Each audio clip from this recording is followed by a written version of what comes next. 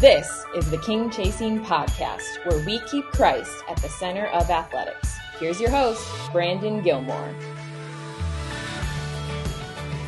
Welcome back to the show, everyone. I'm Brandon, and this is the King Chasing Podcast. As always, thanks for joining us, and please make sure to visit our website at thencccaa.org for more King Chasing content. Well, today's guest is Paul Putz, the Assistant Director of the Faith and Sports Institute at Baylor University's Truett Theological Seminary, and I'm excited for you to hear what Paul has to say. Paul holds a Ph.D. in history from Baylor, and he researches and writes about the connections between sports and Christianity in American culture. Along with his academic publications, his writing has appeared at Christianity Today, Religion and Politics, Slate, Religion News Service, and more. His research has also been featured in stories at The Atlantic, Sports Illustrated, and The Ringer, and also in 2 episodes of NPR's Only a Game radio program. Thanks for listening today, and I hope you enjoy my conversation with Paul. Well, hey, Paul, welcome to King Chasing. Hey, thanks for having me on, Brandon. Yeah, we're happy to have you. Thank you so much for joining us. Let's go ahead and just jump right in. You actually won an NCCA Division II basketball national championship in 2008. And you were actually teammates with Willie Williams, who was our guest last month. And before we got started, you actually told me an interesting story about Willie and how you guys were friends and actually are brothers-in-law. Do you mind sharing that with our listeners? Not at all. Always happy to talk about Willie. So we grew up in this small Nebraska town, population 8,000, and we're in football country, right? Nebraska is football country. But Willie and I were basketball players. So that was our thing, man. We love basketball, and we're in 8th grade when we become friends, and both of us are like, we want to play college ball. We may have talked about NBA stuff. I don't know. You don't want to hold us to that. We had big dreams. And so we practiced together from 8th grade on, became best friends through that, and really pushed each other and spurred each other on. Well, in high school, Willie started dating a girl that he would eventually marry. And so he ends up going to college at Nebraska Christian. He's playing basketball. For me, after high school, I originally decided, hey, I'm going to take a break from basketball. After a couple of years out of state school, I thought, I really miss the sport. I want to get back into it. So I transferred to Grace University, which was in Omaha, and kind of convinced Willie to transfer over to Grace, join me on the team so we could play again. And so that's how we became teammates in college. And it was around that time, too, that Willie got married to his high school sweetheart. And at the wedding, his now wife, Kendra, her sister, Bethany, was the maid of honor. And I was Willie's best man. And so Bethany and I started talking, and eventually we start dating. And a couple of years later, Bethany and I get married. And so Willie and I are now brothers-in-law. Grew up in the same town, bonded over basketball, and now we get to see each other over the holidays. We watch NBA on Christmas Day. We drive our wives crazy because we talk too much basketball. It's pretty cool, though, to have that relationship that goes all the way back. Yeah, I love that. So I obviously had no idea about that, and just the chances that we had Willie on last month, and now we've got you. And I'm asking if you have any connections with Willie other than being on the same team. And you're like, yeah, we're brothers-in-law. I'm like, okay, I have to hear this story. So I got other stories about Willie that if you ever need some dirt on him, you just let me know. I can fill you in. I might have to hit you up on that sometime. But back to the national championship that you actually won with Willie. Just curious if you can kind of talk about what that experience was like for you, going through that process and winning a national championship. Yeah, that was a real special season. I know for me, for Willie, I want to give a shout out to Thad Mott, who was our coach at Grace. When you sometimes you don't really realize it until it's over and you reflect back on it, just what's special about a journey, about a season. Because if you think about basketball, think about any sport really. You start off at the beginning of the year, and yes, you have goals. Yes, you have a place you want to be, and we did set a goal of winning a regional championship and making it to the nationals. But at the same time, at the end of the day, most teams lose. Most teams don't end with the championship. The vast majority of times you go through a season, you know that there's going to be this sorrow, this loss at the end of it, and yet you push on anyway. And so in the journey, you sometimes it gets lost of just what you've accomplished. And so to have a season where everything comes together, we're playing good at the right time. I remember our team bonding, our defense, just the way that we were communicating and rotating and talking with each other, really picking up at the end of the year, and just came together in a way that's hard to describe, where we become greater than the sum of our, each individual, on our own, we're just much greater in terms of once you put the whole thing together, and at the end of the day, coming away with a championship. And Willie specifically, I think he embodies a lot of the championship mindset that our team had, because this is a guy who when he was playing on Nebraska Christian, he was their leading scorer, so he's putting up like 20 a game. When he came over to Grace to play with us, we needed someone to play a point guard role. Full disclosure, I like to shoot, so I was putting up shots. Definitely could do that. And we had some other guys who were good at offense and good scorers, but we needed someone who could handle the ball. And we had another point guard on that team, Brad Epstein, who had gotten minutes before. And so Willie came into a role where he had been the starter, had been the leading scorer, and now he's playing point guard. He's a distributor. He's playing defense. And he's also sharing minutes with a point guard. And the fact that he embraced that role, accepted that role, was really the galvanizing force that helped us become a championship team. So Willie totally represents how that team was able to come together, sacrifice for the greater good. And it makes sense now that he's such a great coach, because when he was a player, he was already modeling what it's like to lead well. He does that now for his players, and he has integrity when he asks them to sacrifice, because he did the same thing, back in our Grace days when we won that national title. Sure. I love that. Yeah. And he was actually with his team at our Division I national championship this year, and his team did really well. So, yeah. Now, you have a number of blogs, online publications, peer-reviewed publications relating to the intersection of sports and Christianity. What's driven you to become so passionate about that topic? Most of it's, I think, my own story. Grew up in Nebraska, as I mentioned. I'm playing basketball. I'm part of the Fellowship of Christian Athletes. I'm also a pastor's kid. And so my identity as an athlete and a Christian were always really important to how I saw myself. When I go to college, then I'm at a Christian university. I'm playing for the NCCAA, this Christian organization. And so I was always thinking through and kind of trying to connect these identities. When I move on to getting into teaching and getting into research and writing, it just made sense for me that I wanted to understand my own story. I wanted to understand, where did this connection between sports and Christianity come from, specifically in an American context? And how is it that sports has become this place of spiritual and moral formation? So I think in a lot of ways, my interest in the subject, it was just an interest in knowing myself, knowing how the past has helped to shape the present, and also seeing my own experience in relationship to the experience of those who have come before. All right, we think about there's the passage in Hebrews 11 and 12 about running the race and about a great cloud of witnesses. And in fact, I think I wrote a devotional about this for the NCCAA last year on your blog. But I was just writing about how we are part of this community, not just of people who we live with right now in the day-to-day experiences, but we're a part of a community of people who have come before us.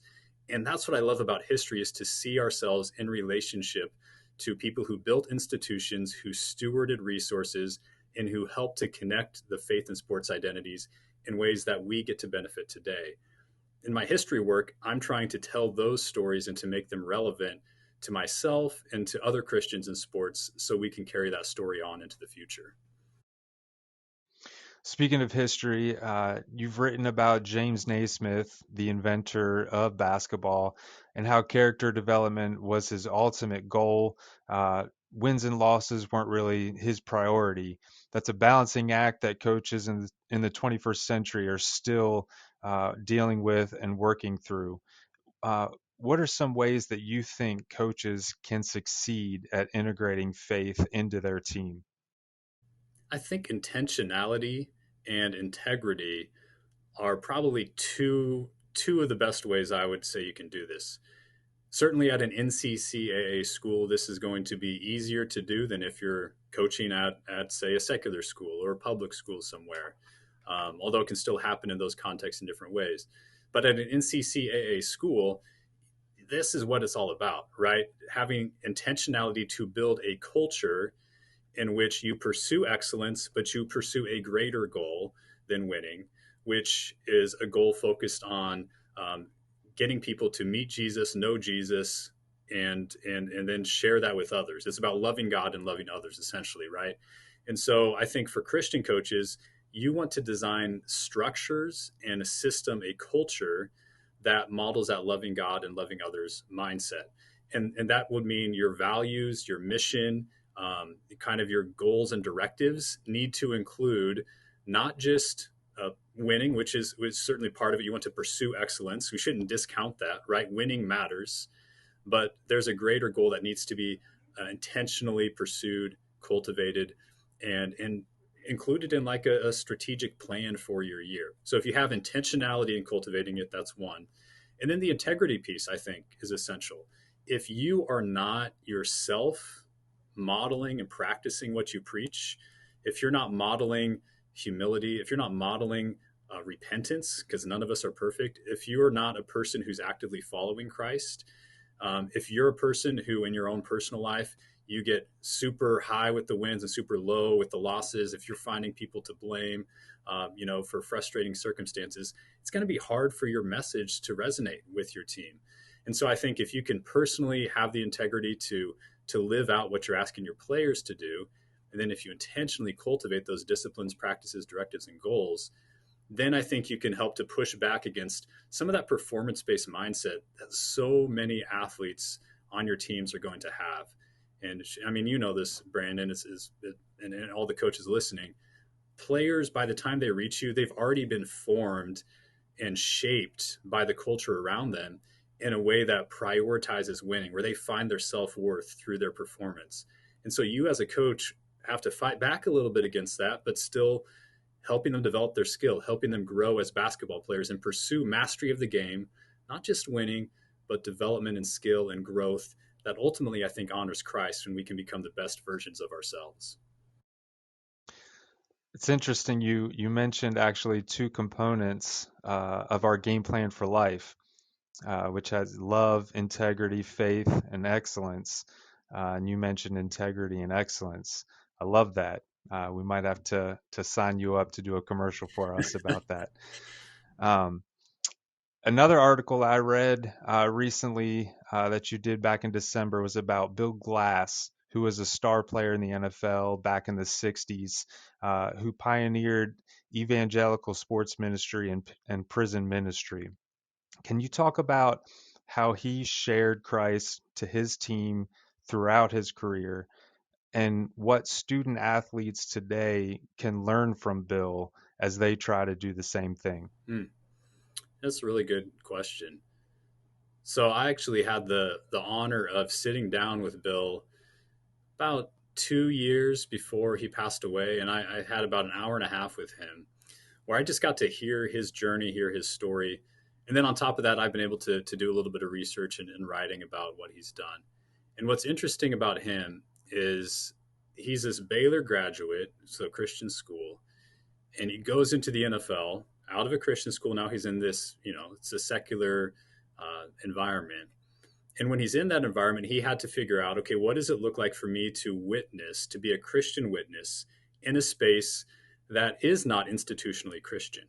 So essentially he's asking, how can I have integrity in this? And how can I still witness for Christ in a way that isn't judging and turning away non-Christians, but also that isn't sacrificing his core convictions? And so I think maybe one of the most important things student athletes could learn from him was that he was able to navigate this tension that we want to hold between firm convictions, being a Christian and having integrity in that. There's the integrity word again. But at the same time, doing it in a way that he could relate to other people, just as human beings. I mean, if I read some of the teammates who wrote about Bill Glass who were not Christians, and they knew where he stood, and yet they could still laugh with him, joke with him. He's someone who enjoyed life, right? He was the type of person you liked being around because he enjoyed a good joke. He would poke fun at people and build camaraderie. And so I think those components are really essential if we're thinking about what it means to be a Christian. It is witnessing to Christ, not just in the words that we proclaim, which are important, but also the way we relate to others. And Bill Glass modeled that really well. Now, when the pandemic first hit, things started shutting down. You wrote about the religion of sports and how it might be diminished. Now that we're 2 years from COVID's start, do you think the religion of sports was diminished, or are we back to how it was pre-COVID? I think we're pretty close to where we were. If I were to think back now, it's funny. I haven't really thought about how would I write that article now. Thinking about where we're at, I do think there was a moment in time when the pandemic hit that there was a lot of introspection, a lot of reflection from people in sports, saying, "Oh, maybe this is a chance to pull back a little bit on."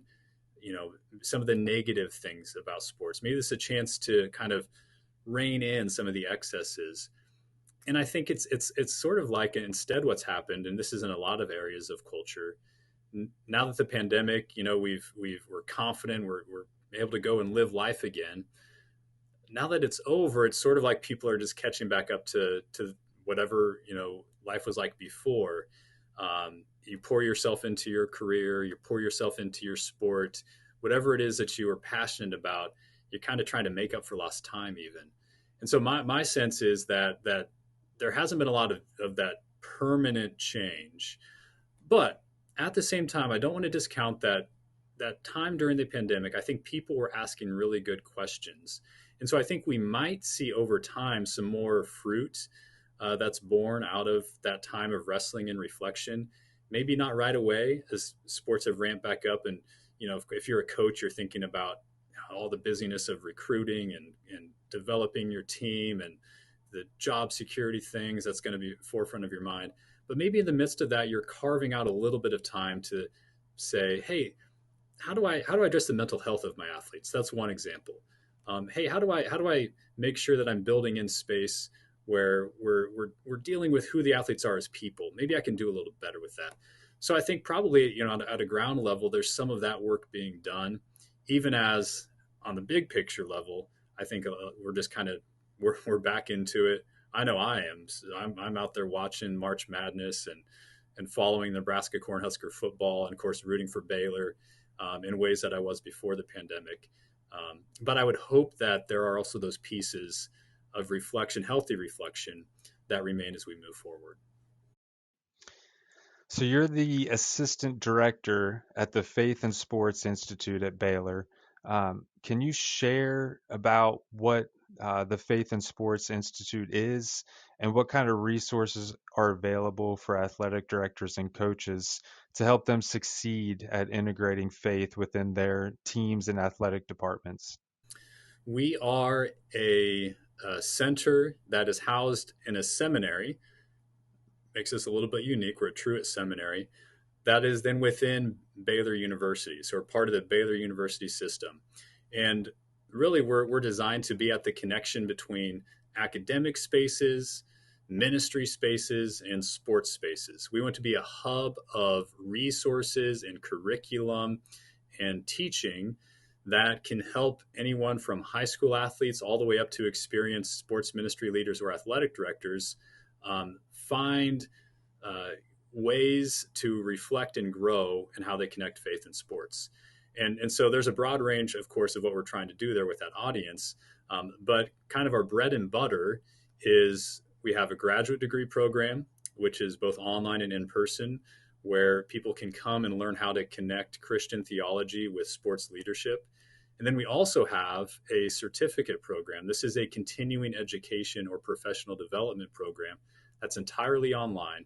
We have classes on subjects like mental health in sports, or the Bible in sports, sports leadership, sports and theology. And all of these classes are designed from a Christian perspective to help people who are actually within sports learn to integrate their faith with what they do. And, I would say the curriculum, the research, the materials we have, there's lots of good spaces out here doing work like this. It's not like we're the only place that people can come to learn and grow.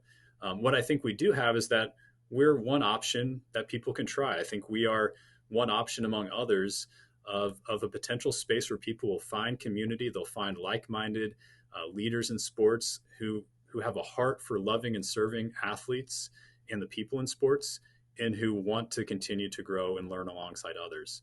And so that's really what we want to do. We like to collaborate with other organizations. So many groups doing good work in this field, this area, and we want to be a part of that conversation. I love it. The spirit of the game, book plug time. It's a book that I know you're working on. Can you share with our listeners what that book is about and when you expect it to be released? That is my dissertation project, for one thing.